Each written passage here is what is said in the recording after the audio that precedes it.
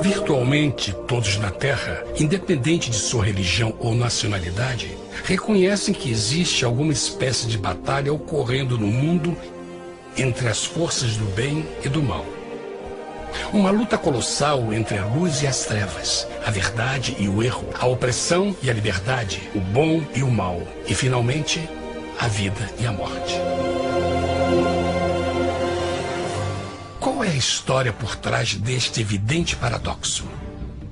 Muitas religiões, assim como a Bíblia, ensinam que além deste véu tridimensional do mundo físico que vemos, existe outro mundo espiritual que não podemos ver.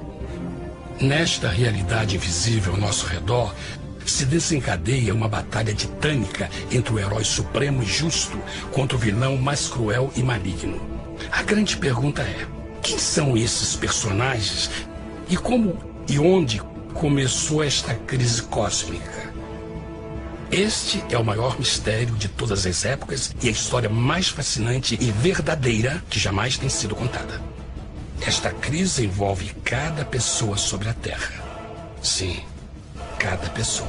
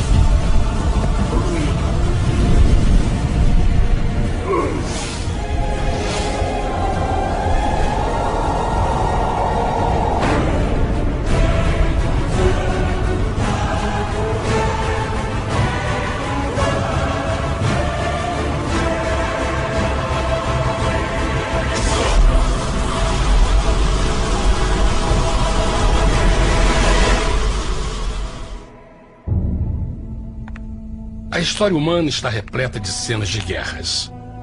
E todas as pessoas já experimentaram conflitos.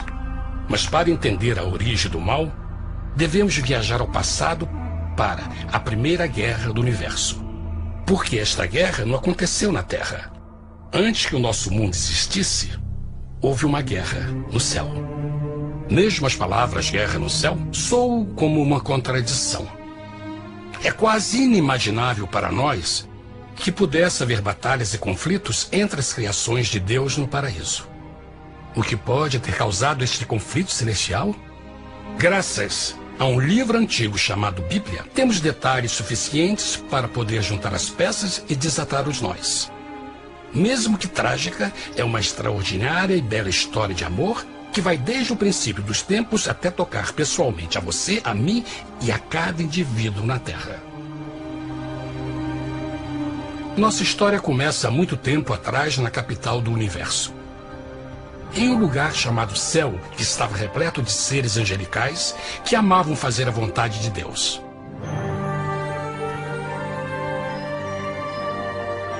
Sob o justo e amoroso governo do Criador, todo o céu desfrutava uma existência de felicidade e perfeita paz. O príncipe supremo do paraíso e comandante dos anjos era o poderoso e amoroso Filho de Deus, mais conhecido com o nome que adotou quando veio à Terra, Jesus. Ele tinha o mesmo propósito e pensamento com Deus, o Pai. O céu, sob o comando compassivo do Pai, Filho e Espírito Santo, provou ser um maravilhoso lugar de paz e alegria. Para realizar as ordens de Deus, a Trindade estava rodeada de um oceano virtual de inumeráveis espíritos ministradores chamados serafins e querubins, mais conhecidos como anjos. Estas poderosas e inteligentes criaturas descobriram que a felicidade estava em cumprir as ordens do Todo-Poderoso. Mas Deus criou um extraordinário anjo para atuar como líder de toda a multidão celestial. A Bíblia nos diz que seu nome era Lúcifer, que significa portador da luz. Este querubim foi o maior ser criado por Deus e assumia a posição mais próxima do trono de Deus, estando diretamente sob a autoridade de Jesus. A tarefa de Lúcifer era difundir a luz e o conhecimento da vontade de Deus a todos os outros anjos. Lúcifer foi o mais esplêndido ser criado por Deus. Era extremamente bonito e dotado de enormes poderes de liderança e organização. Entre os anjos, ele foi muito admirado, respeitado e amado como amigo. Mesmo assim, Deus previu o mal que Lúcifer estava a ponto de introduzir no reino da luz. Cheio de sabedoria e formosura, de todas as pedras preciosas te cobrias. Tu eras o querubim, ungido para cobrir, e te estabeleci. No monte santo de Deus estavas. No meio das pedras afogueadas andavas.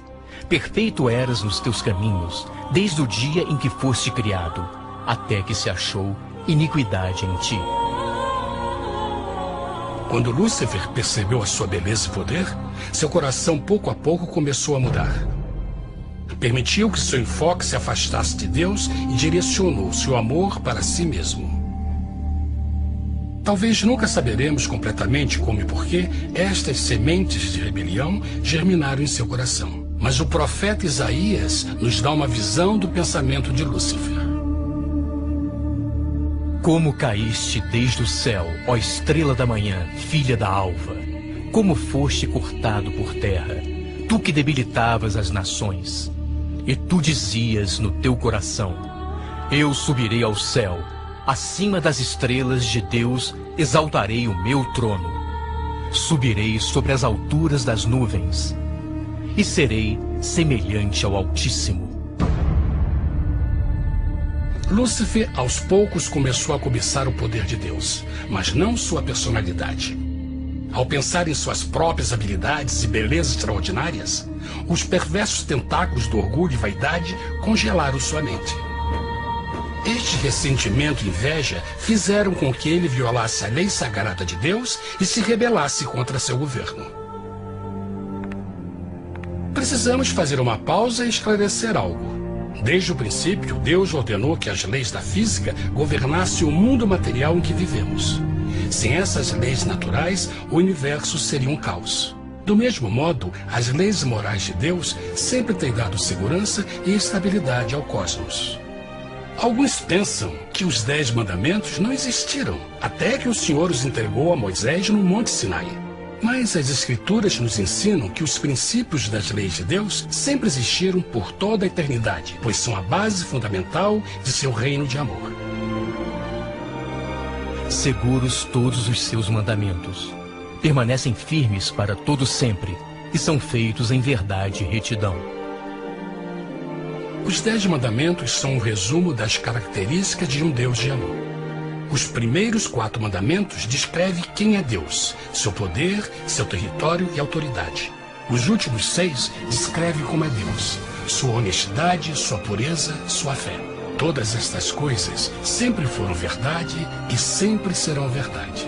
Agora, pela primeira vez na história da eternidade, Lúcifer começou a violar esses princípios perfeitos.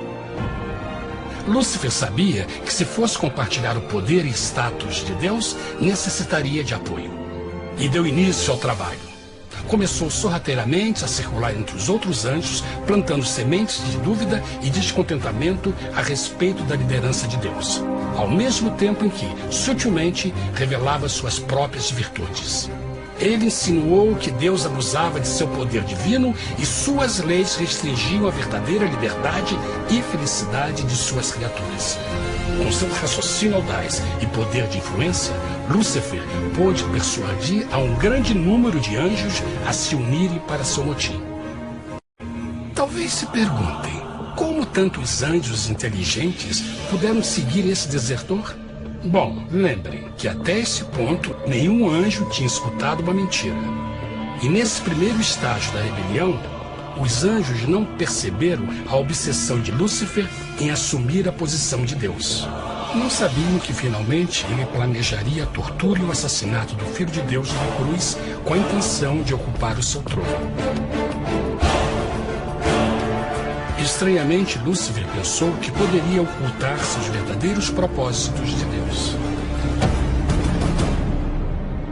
Ai dos que querem esconder profundamente o seu propósito do Senhor e fazem as suas obras às escuras e dizem: quem nos vê e quem nos conhece? Não pense nem por um momento que a rebelião de Lúcifer surpreendeu Deus e o pegou desprevenido. O Senhor sabe de todas as coisas e os pensamentos de suas criaturas. Ele entendia exatamente o que estava se passando pela mente de Lúcifer. E piedosamente Deus advertiu o desgarrado anjo do perigo. Mas no final, o orgulho e a vaidade não permitiram que Lúcifer se arrependesse. Então, iniciou a rebelião total contra Deus em vez da humilde obediência. Alguns podem perguntar: isso significa que Deus criou um anjo defeituoso? Não, mas ele criou Lúcifer com livre-arbítrio. Verão que o livre-arbítrio é uma coisa maravilhosa, mas também muito perigosa, incluindo o risco de uma rebelião e a possibilidade de que o amor de Deus seja rejeitado. Vejam que o amor real não pode vir de uma criatura pré-programada e não pode ser forçado, deve ser voluntariamente dado.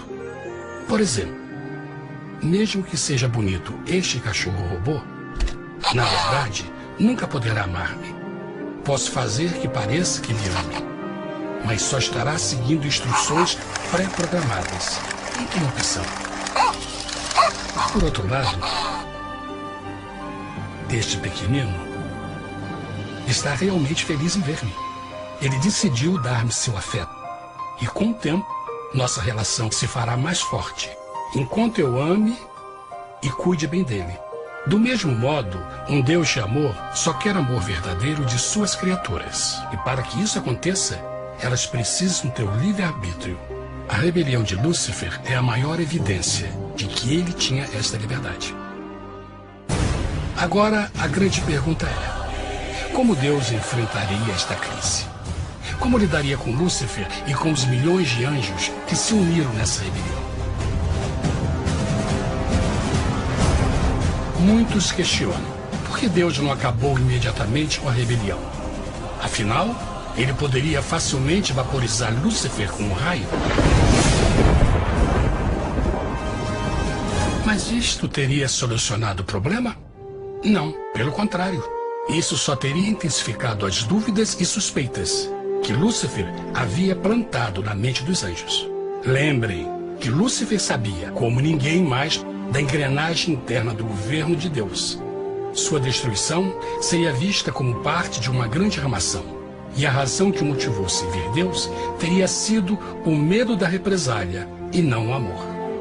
O Senhor sabia, na sua sabedoria, que a melhor forma de enfrentar a crise era permitindo que tudo seguisse o seu curso. Esta seria a única forma de se assegurar que o mal não se ergueria outra vez. Deixai crescer ambos juntos até a ceifa. E por ocasião da ceifa, direi aos ceifeiros: colhei primeiro o joio e atai-o em molhos para o queimar, mas o trigo ajuntai-o no meu celeiro. Na parábola do joio e do trigo, Jesus descreve que um tempo de crescimento é necessário para que uma planta revele sua verdadeira natureza. No seu entendimento infinito, Deus sabia que com o tempo, o caráter real de Lúcifer seria exposto e que os amargos frutos de sua rebelião seriam vistos. Até agora, os cidadãos do universo não estavam familiarizados com o pecado e até onde os levaria. Mas isso mudaria quando eles vissem por si mesmos sua terrível natureza autodestrutiva. Afinal, a sabedoria e o amor do governo de Deus seria para sempre confirmado e o universo estaria seguro. Quando Lúcifer e seus seguidores revelaram abertamente sua rebelião, o Senhor soube que não haveria paz se permitisse que eles ficassem no céu. Deveria impor um limite, entrar em ação e enfrentar os rebeldes. Mas Lúcifer e seus seguidores nunca sairiam por vontade própria ou pacificamente. O passo seguinte foi a guerra. E houve batalha no céu. Miguel e os seus anjos batalhavam contra o dragão. E batalhavam o dragão e os seus anjos. Mas não prevaleceram, nem mais o seu lugar se achou nos céus. E foi precipitado o grande dragão, a antiga serpente, chamada o Diabo e Satanás, que engana todo mundo. Ele foi precipitado na terra, e os seus anjos foram lançados com ele. A Bíblia não revela exatamente que tipo de armas foram usadas durante este conflito cósmico. Mas esta guerra foi como nenhuma guerra que os olhos mortais já viram. Apocalipse 12:4 nos diz que finalmente Lúcifer e 1/3 dos anjos de Deus foram expulsos do paraíso.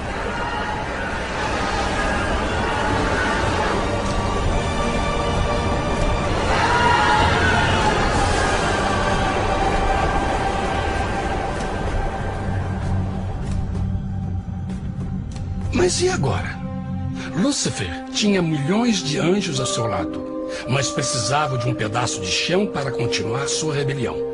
Rápido, muito rápido, o universo começou a entender o quão doloroso e caro o pecado poderia chegar a ser. Mas a guerra não tinha terminado. Apenas começava.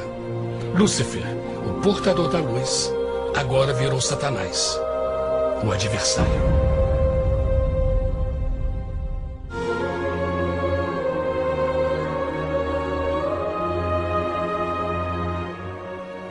Depois da guerra no céu, Satanás e seus anjos caídos foram expulsos da corte de glória. Por um tempo, o diabo e seus demônios vagaram pelo universo buscando inutilmente mundos que se compadeceram e se uniram à sua rebelião. Enquanto isto, o coração de Deus sentia intensamente o vazio que deixou a perda de Lúcifer e seus anjos. Então o Pai, o Filho e o Espírito Santo retomaram seu trabalho favorito, o maravilhoso trabalho da criação. Decidiram fazer um mundo novo, pleno, com muita variedade e diversas criaturas de amor. Este novo mundo seria único, porque as criaturas principais seriam feitas à imagem de Deus. Para eles, o Senhor também daria o domínio deste planeta novo, que conhecemos como Terra. No princípio, Deus criou a terra. E viu Deus tudo quanto tinha feito, e eis que era muito bom. Que imagem maravilhosa! Deus forma um novo mundo, nosso planeta, Terra. E em cada maravilhoso dia da criação, algo novo e espetacular começa a fazer parte da cena. Por exemplo, no terceiro dia, Deus falou e uma linda e exuberante vegetação fez parte da existência. Plantas de todas as cores, formas e tamanhos. No quinto dia, o mundo estava repleto de espantosas e exóticas criaturas, que podiam tanto se elevar aos céus como deslizar pelas águas azuis. E outras podiam fazer as duas coisas. No sexto dia, houve a introdução de um grande número de animais terrestres. Desde o gigante elefante até o pequeno esquilo, cada um encontrou um lugar nesse novo planeta para viver em harmonia com o resto da criação. E também no sexto dia, Deus criou o homem. E disse Deus: façamos o homem à nossa imagem, conforme a nossa semelhança. E formou o Senhor Deus o homem do pó da terra, e soprou em suas narinas o fôlego da vida, e o homem foi feito alma vivente. E plantou o Senhor Deus um jardim no Éden, do lado oriental, e pôs ali o homem que tinha formado.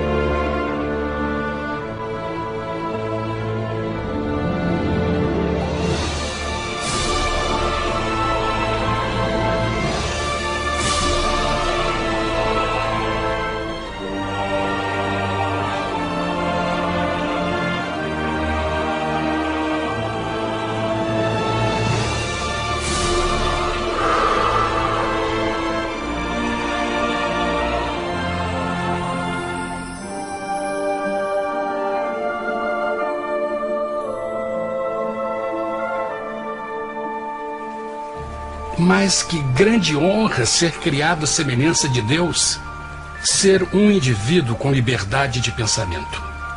No princípio, o homem não percebia a sua nudez. Provavelmente porque antes do pecado ele estava vestido de glória e luz.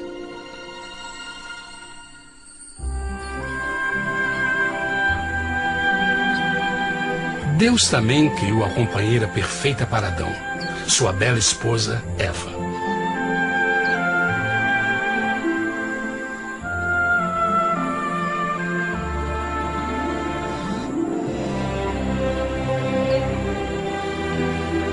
O feliz casal foi colocado em um magnífico jardim perfeitamente projetado para aumentar sua felicidade. Para Adão e Eva e as outras criaturas da terra, também foi dado o privilégio divino de procriar a sua própria imagem. A intenção de Deus foi que a raça humana tivesse domínio sobre este paraíso perfeito para sempre. Eternamente felizes e saudáveis, trabalhariam com a flora do jardim de Deus, enquanto desfrutariam o afeto e companhia de todas as criaturas sob seus cuidados.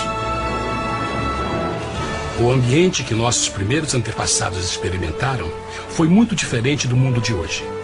As rosas não tinham espinhos, os insetos não mordiam nem picavam, e os leões e as ovelhas brincavam juntos. Mas a grande bênção era os humanos viverem em perfeita harmonia com seu Criador. A cada 7 dias, Adão e Eva descansavam de seu prazeroso trabalho e gozavam de uma comunhão com a visita de seu Criador. Era um mundo esplêndido e maravilhoso. E esse estado de felicidade teria continuado eternamente se nossos primeiros parentes tivessem mostrado fidelidade como a simples prova. Mas da árvore do conhecimento do bem e do mal, dela não comerás, porque no dia em que dela comeres, certamente morrerás. Visto que o adversário havia contaminado o universo com sua rebelião, o Senhor viu a necessidade de uma simples prova de amor e lealdade. Lembrem que os anjos bons acabaram de ver 1/3 de seus amigos serem expulsos do céu durante a guerra.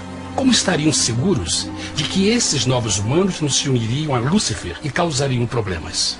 Então o Senhor plantou uma árvore no jardim, uma árvore cujo fruto não deveria ser comido sob pena de morte. Ao passar por esta simples prova de obediência, Adão e Eva mostrariam a lealdade para com Deus e a fé em sua palavra. Ainda mais, era uma prova de amor. Por isso, Jesus disse em João 14, se me amais, guardais meus mandamentos. Mas alguém mais soube desta prova de fé e estava determinado a usá-la em seu favor. Satanás estava com inveja dos humanos que desfrutavam da bendita vida que ele perdeu. Sua feliz existência estava em total contraste com a sua, que agora estava cheia de culpa, pecado e miséria. Com ressentimento e raiva, não estava disposto a deixar o casal em paz, pois o pecado sempre buscará arrastar a outros consigo.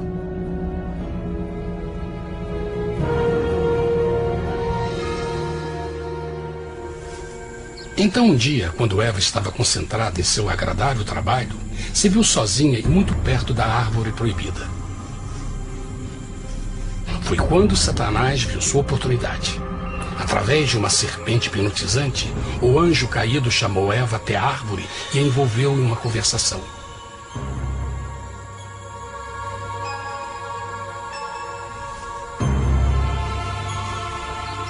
Suas palavras encantadoras foram cuidadosamente calculadas para gerar desconfiança a Deus.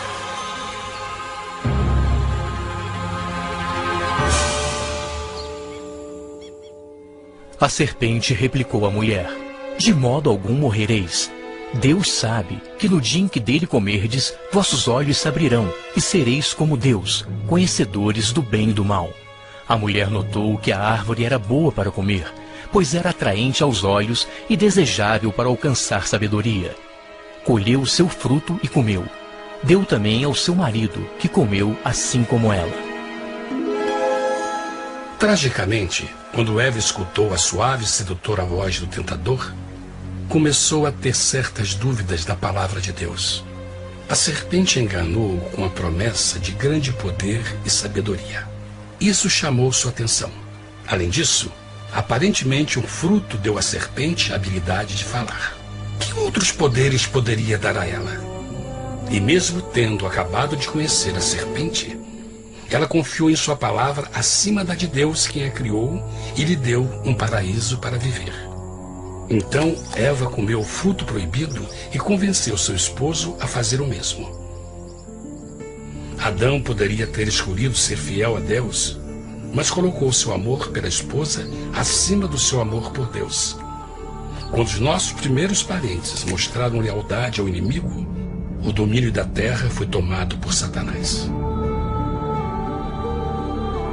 Não sabeis que, vos oferecendo a alguém para lhe obedecer, vos tornais escravos daquele a quem obedeceis? Ninguém pode servir a dois senhores. Este mundo agora seria o último campo de batalha entre o bem e o mal, e o coração de cada homem e mulher seria o prêmio. Adão e Eva não se deram conta desse tempo, mas seu momento de desconfiança e desafio abriria as comportas do sofrimento de milhões de pessoas durante milhares de anos.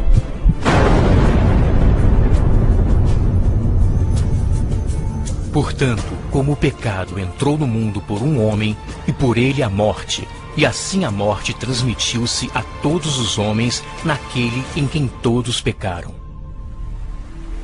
Nossos primeiros parentes logo enfrentaram o terrível resultado de seu pecado. Em estado santo, Adão e Eva resplandeciam com túnicas de glória. Depois de pecarem, suas túnicas naturais de luz se desfizeram e eles ficaram mortificados com a sensação de sua nudez. Vergonha e temor tomaram lugar de sua alegria e paz e trataram de cobrir sua nudez com folhas. Agora eles se encontravam sob constante influência do diabo. Ao ceder à tentação, debilitaram sua natureza. E Satanás ganhou poder sobre a humanidade. As pessoas não podiam resistir às tentações do diabo com sua própria força. Por último, e o mais aterrador, se encontravam vivendo sob a pena de morte iminente. Deus havia advertido que a desobediência traria a morte. Já tinha experimentado a morte espiritual. Quanto tempo passaria para sofrerem a morte física também? Nesse ponto, seu futuro não tinha nada mais que escuridão e desespero. Tendo expulsado o homem, colocou diante do jardim do Éden os querubins com o cintilar da espada flamejante, para guardar o caminho da árvore da vida. Como o pecado provocou a expulsão dos anjos caídos de seu lar celestial, agora pela desobediência, Adão e Eva foram tirados de seu jardim, seu lar no paraíso. Tudo à sua volta estava mudando rapidamente, e a humanidade se encontrou suscetível às dores, doenças e finalmente à morte. Até os animais e plantas estavam infectados pela terrível maldição. Os espinhos e cardos agora pareciam árvores e flores, e os animais que antes eram gentis começaram a se matar e a devorar uns aos outros. O pior resultado foi que o pecado separou a humanidade de Deus. Mas vossas iniquidades cavaram um abismo entre vós e vosso Deus. São vossos pecados que ocultaram de vós sua face, para não vos escutar. Na criação, foram dados a Adão e Eva a honra de falar com os anjos, e até com o Filho de Deus cara a cara. Mas Deus é tão puro e santo que nenhum mal pode existir na sua presença. Agora que os primeiros humanos tinham pecado, Deus afastou sua santa presença deles para a sua própria proteção. O pecado tinha queimado uma parte da alma do homem que já não podia ver a dimensão espiritual. Deste momento em diante, a comunicação com o céu seria limitada. Mesmo com todas estas maldições caindo sobre Adão e Eva, o coração do Senhor se encheu de compaixão. A lei que haviam violado não poderia ser alterada para salvá-los, pois é tão sagrada e imutável como Deus mesmo. O Senhor sabia que havia só uma maneira na qual o homem podia se redimir. Então um plano foi revelado, nascido do fundo do coração de Deus. Um plano para salvar o homem de seu encontro com a morte eterna e restaurar tudo que estava perdido com o pecado. Seria de grande intensidade, alcance e poder, mas seria um plano que também implicaria num enorme sacrifício. O amor de Deus para conosco se manifestou por ter enviado ao mundo seu Filho unigênito, a fim de vivermos por ele. Nisto consiste o amor, não em termos nos amado a Deus, mas em ele nos ter amado e enviado seu Filho para se sacrificar por nossos pecados. As Escrituras claramente ensinam em Romanos 6:23, o custo do pecado é a morte. A lei violada demandava a vida do pecador e só tinha um em todo o universo qualificado como substituto da humanidade. O Criador só podia pagar a dívida de suas criaturas tomando seu lugar. Então Jesus Cristo, o Filho de Deus, concordou em deixar a pureza, glória e segurança do céu. Ele viria para morrer em nome do homem em seu malvado e renegado planeta. Ele nasceria como um inocente e indefeso bebê, suportaria uma vida de dor e vergonha e mesmo assim viveria uma perfeita e vitoriosa vida. Finalmente, ele teria uma morte humilhante para poder ser o substituto da humanidade caída. Por seu sacrifício, a humanidade incrivelmente receberia uma nova oportunidade de ter a vida eterna. Seu sangue seria o resgate para um mundo raptado por Satanás. Este maravilhoso plano de redenção foi graficamente ilustrado no sistema de sacrifício de animais ordenado por Deus depois da queda do homem. O Senhor tinha avisado Adão e Eva que iriam morrer no dia em que comessem do fruto proibido. E como que permaneceram vivos? A Bíblia nos diz que imediatamente depois do pecado, Deus providenciou roupas na forma de peles de animais. É bom notar que o Apocalipse se refere a Jesus Cristo como a ovelha que foi morta desde o princípio do mundo. Isso indica que uma ovelha foi sacrificada no mesmo dia para prevenir suas mortes imediatas. Pela fé, neste sacrifício, suas mortes foram simbolicamente transferidas deles para a criatura inocente. A ovelha certamente era a representação de Jesus. Assim, um raio de esperança foi dado em uma situação de escuridão e desespero. Através do arrependimento e a fé no sangue do Messias, qualquer humano poderia uma vez mais ser filho de Deus. Mas mesmo com este grande plano para a humanidade, Satanás ainda tinha o domínio da terra. E a vida na terra não estava fácil. No mundo, haveis de ter aflição, mas coragem, pois eu venci o mundo. Naturalmente, muitos se perguntam, como um Deus amoroso e poderoso permite dores e sofrimentos no nosso mundo atual? Mas está claro desde o Gênesis que Deus nunca quis que nós tivéssemos o conhecimento da dor dessa vida. Quando o mundo saiu das mãos de Deus, a terra era um maravilhoso paraíso. Foi o pecado de Adão e Eva que deu a Satanás o direito de assumir o controle deste planeta. Devido à sua trágica eleição, o diabo e seus súditos ganharam o poder de tentar e atormentar os humanos, introduzindo a doença, a dor e o sofrimento. Talvez fosse melhor perguntar: por que Satanás não tem o controle total da humanidade? A resposta é Jesus Cristo. Talvez já perceberam que a morte de Jesus na cruz deu a cada um de nós a oportunidade de sermos salvos, mas na verdade fez muito mais do que isso. Quando o Salvador ofereceu sua vida para redimir a terra, esse ato poria restrições ao controle de Satanás sobre a humanidade. Satanás não poderia forçar nossa vontade e seu poder de nos ferir seria limitado. O sacrifício de Cristo também nos trouxe um tempo de prova, durante o qual poderíamos ver a diferença entre o governo de Deus e o de Satanás, e então decidir a quem servir. Finalmente, pelo sacrifício que fez Jesus, o reino de Satanás chegará ao seu final, e um dia a terra será devolvida ao homem mais maravilhosa do que era no princípio. Mesmo Adão e Eva tendo começado suas vidas como exilados do paraíso, ainda tinham esperança. Deus providenciou peles de animais sacrificados para se cobrirem. Mas o mais importante, ele prometeu o sangue do Cordeiro de Deus para pagar por seu pecado, se aceitassem Cristo e se arrependessem. Uma grande pergunta permanece: as pessoas aceitaria o grande presente de Deus? Como escaparemos se agora desprezarmos a mensagem tão sublime da salvação? A incrível história que acabaram de escutar é verdade e afeta vocês. Pois, pelo desejo de Satanás de ser Deus e a desconfiança e desobediência de Adão e Eva, todos nós nos encontramos em uma situação perigosa. De um lado, a humanidade foi grandemente favorecida por Deus com uma segunda chance de recuperar nosso lugar no Éden. Por outro lado, se nós desistirmos de aproveitar esta grande chance, nos tornaremos escravos de Satanás e finalmente seremos destruídos quando Deus limpar o universo do pecado. Amigos, não há melhor hora de fazer sua escolha por Jesus do que agora mesmo. Nenhum de nós sabe quanto tempo mais teremos que viver nesta terra.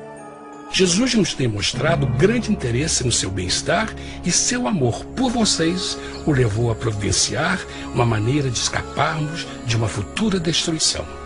Ele quer que você o aceite e se arrependa de seus pecados. Através de Cristo, pode encontrar o perdão para tornar-se como Ele em caráter. A triste notícia é que Satanás atua de todas as formas possíveis para evitar que aceite o presente da salvação de Deus. Devido à nossa rotina da vida, o amor ao dinheiro ou alguma outra distração fascinante, ele trabalha para manter a todos ocupados e afastados do que, na realidade, mais importa, sua salvação eterna. Para que entendam a realidade da situação e que se você não escolhe a Jesus por omissão, está escolhendo a Satanás. Mesmo que a terrível escolha de Adão e Eva nos traga morte e miséria, vocês agora podem tomar uma melhor decisão. Deus está oferecendo uma paz que satisfaz o anseio mais profundo de sua alma e uma alegria que não encontrará nas atribulações deste mundo. O desejo que tem o coração de Deus é que seja salvo e esteja com Ele no paraíso. Mas o único que pode mantê-lo fora do céu é você. Imagine a tragédia que seria se você recusasse este precioso presente. Você pode decidir hoje e aceitar a salvação que Deus prometeu. Na verdade, nesse momento, pode aceitar a vida eterna através de Jesus Cristo. Posso convidá-lo para que acompanhe agora mesmo em uma simples oração, aceitando sua maravilhosa oferta? Por favor, repita depois de mim. Querido Pai Celestial, venho a Ti agora e humildemente pedir Teu perdão. Senhor, confesso que sou um pecador e violei Tua santa lei. Entendo que a pena por esse pecado é a morte. Acredito que Jesus Cristo sofreu e morreu na cruz para receber o castigo por todos os nossos pecados. Acredito que Jesus ressuscitou e eu o aceito como meu Salvador pessoal. A partir deste momento em diante, Te dou o meu coração e eu o aceito como o Senhor da minha vida. Por favor, perdoa todos os meus pecados e envia Teu Espírito para ajudar-me a fazer a Tua vontade. Te agradeço por Teu grande amor e aceito Teu presente da vida eterna. E eu oro tudo isso em nome de Jesus. Amém.